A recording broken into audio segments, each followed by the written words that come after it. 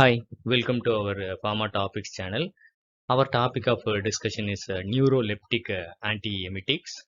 Older neuroleptics possess antiemetic action by blocking the D2 receptors in the chemoreceptor trigger zone and have additional antimuscarinic and antihistaminic properties.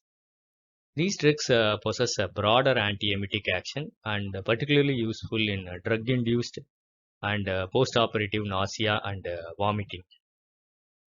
It is also useful in disease-induced vomiting, such as gastroenteritis, uremia, liver disease, and migraine. It is also useful in malignancy-associated and chemotherapy-induced vomiting in case of mild cases. It is also useful in radiation sickness, but not widely used for that purpose because it is less effective.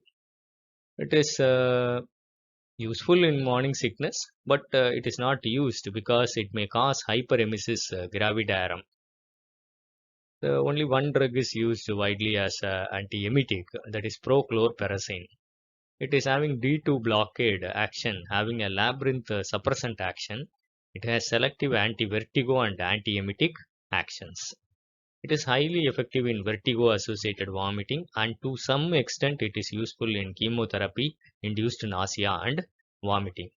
The adverse effects are related to muscles, that is muscle dystonia, usually more common with intramuscular injections rather than oral.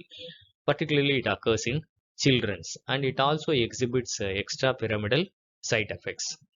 So it's a very short information of the neuroleptic antiemetics. Particularly, you have to know about prochlorperazine and the indications of it. And this video can be useful for you. If you like this video, kindly press the like button. Kindly share this to more of your friends.